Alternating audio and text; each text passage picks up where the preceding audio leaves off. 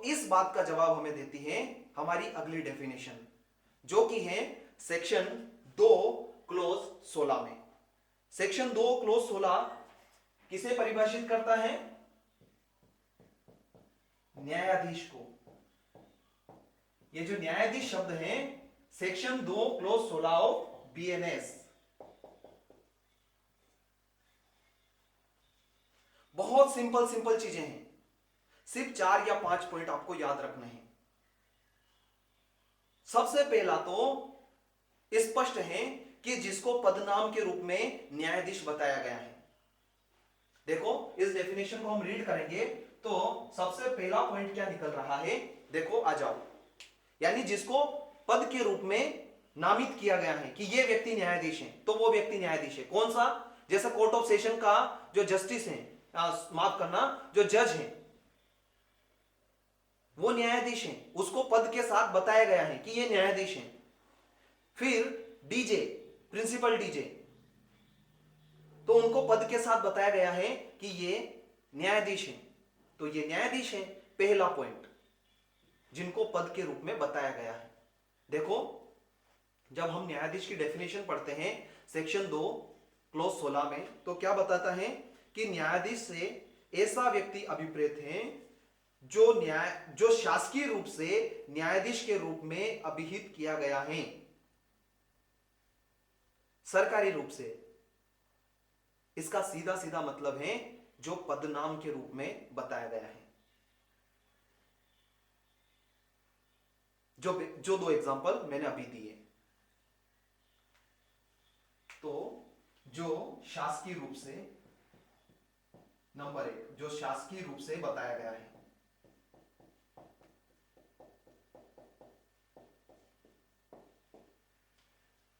है ना, सेशन जज और जिला न्यायाधीश। तो ये तो पद के रूप में ही बताए गए हैं कि ये न्यायाधीश हैं, तो वो तो न्यायाधीश होंगे ही होंगे। लेकिन और कुछ लोग और भी न्यायाधीश हो सकते हैं। कौन हो सकते हैं? कोई भी व्यक्ति न्यायाधीश हो सकते हैं, चाहे वह कोई आपराधिक कार्रवाई कर रहे हो,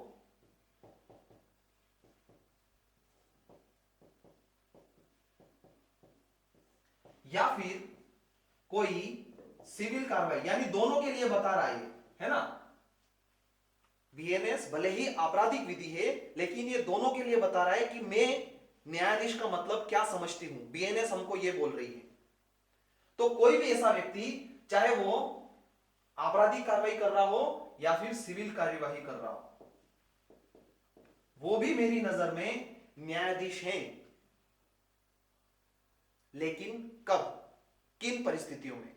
तो ये कुछ 2-3 परिस्थितियों के बारे में बताता है। क्या बताता है? अगर कोई व्यक्ति ऐसा काम कर रहा है और उसके पास क्षमता है, पावर है अंतिम निर्णय देने की,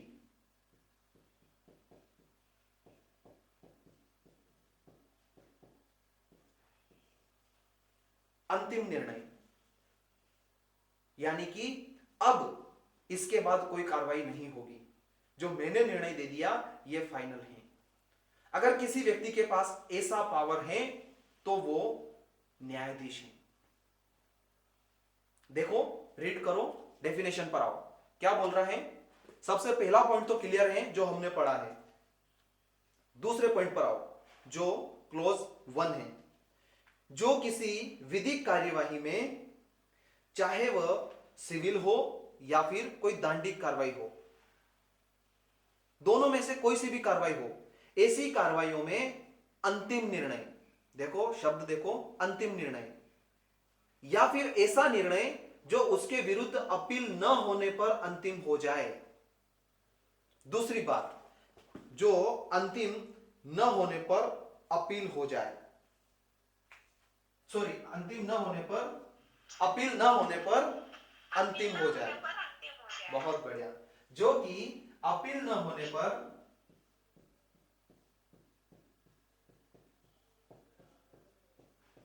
कैसे पकड़ लेते हैं लोग, अंतिम हो जाए।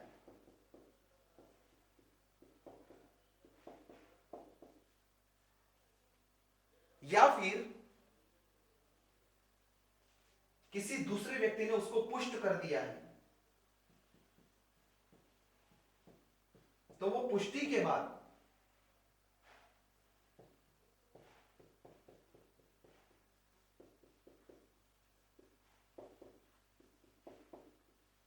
अंतिम हो जाए। ये कब हो सकता है?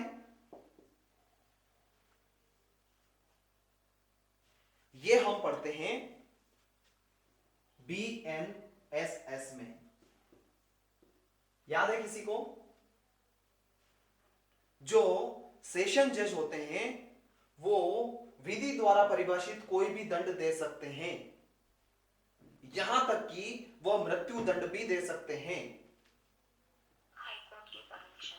है ना।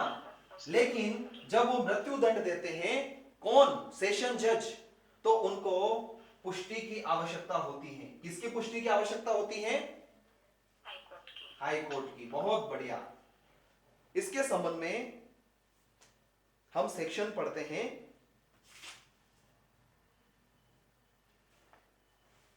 हम एक सेक्शन पढ़ते हैं, 1 मिनट में देख के बताता हूं।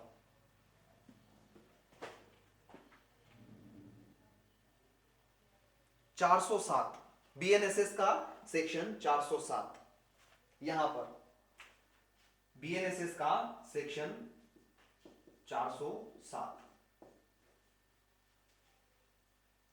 जब भी कोई सेशन जज मृत्यु दंड देता है तो वो दे तो सकता है, लेकिन ऐसी पनिशमेंट को पुष्ट कराया जाता है हाई कोर्ट के द्वारा।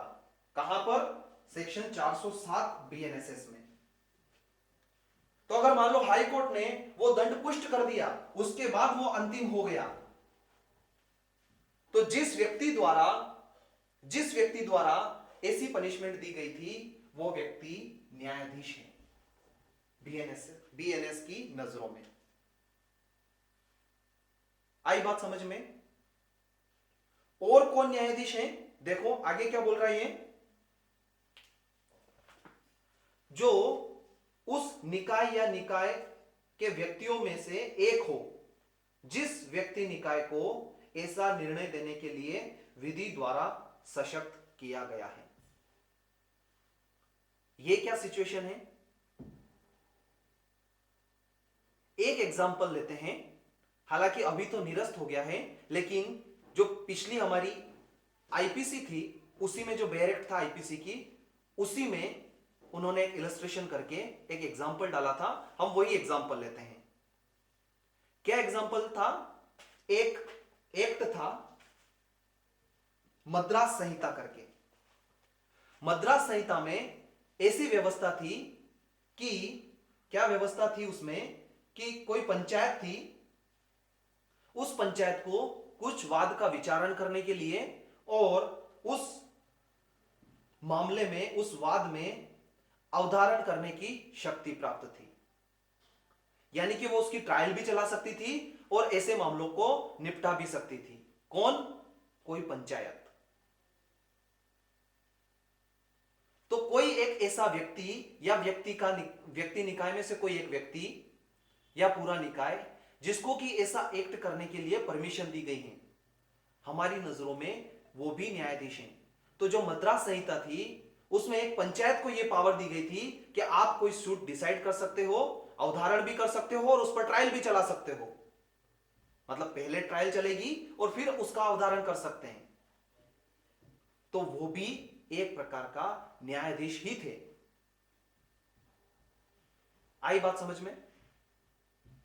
ये जो लास्ट वाला पॉइंट है ना, जो उस निकाय या व्यक्तियों में से एक हो, या तो पूरा निकाय हो या उन निकाय में से कोई एक व्यक्ति, जिस व्यक्ति निकाय को ऐसा निर्णय देने के लिए विधि द्वारा सशक्त किया गया हो।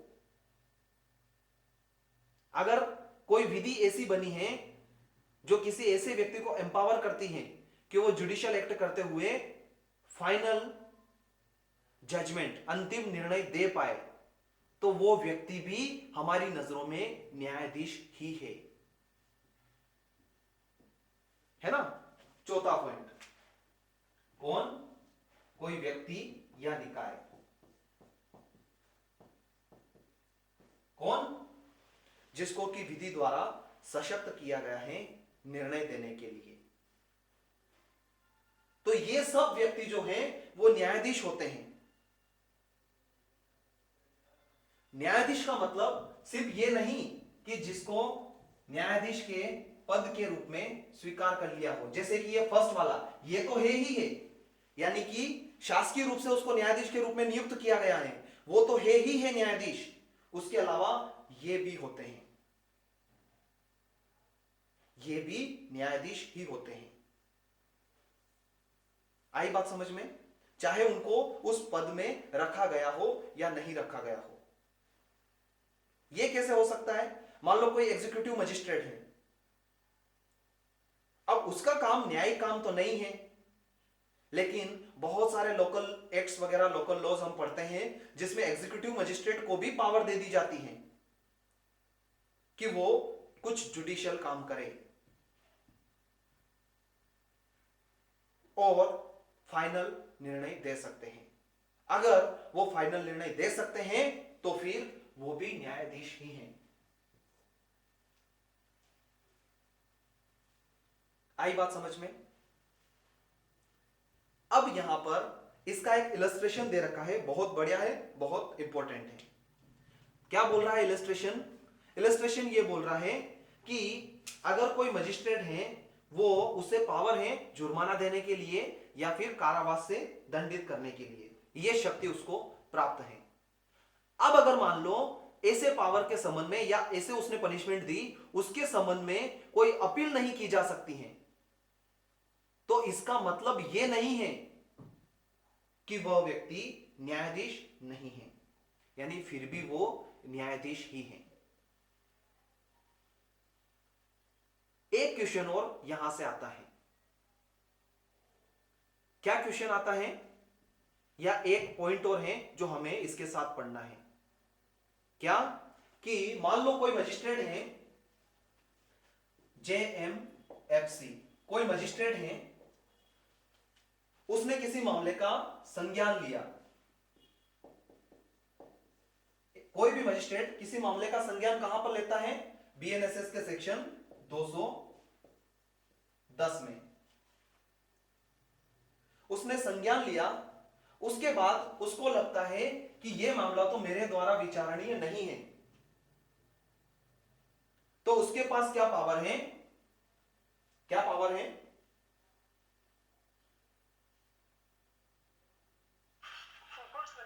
बहुत बढ़िया, यानी कि वो मामले को सुपुर्द करेगा। यानी उसको अगर ऐसा लगता है कि यह मामला मेरे द्वारा विचारणीय नहीं है, यह मामला कोर्ट ऑफ सेशन के द्वारा विचारणीय है, तो उसको सुपुर्द करेगा।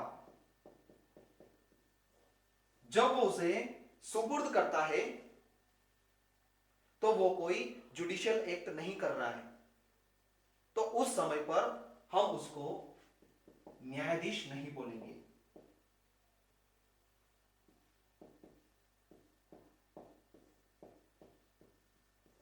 हमारी जो पिछली इसके BNS की तुलना में जो आईपीसी थी, वहां पर यह प्रावधान इलस्ट्रेशन के माध्यम से बताया गया था कि अगर कोई जुडिशियल मजिस्ट्रेट इस प्रकार का कार्य कर रहा है तो हम उसको न्यायाधीश नहीं कहते हैं।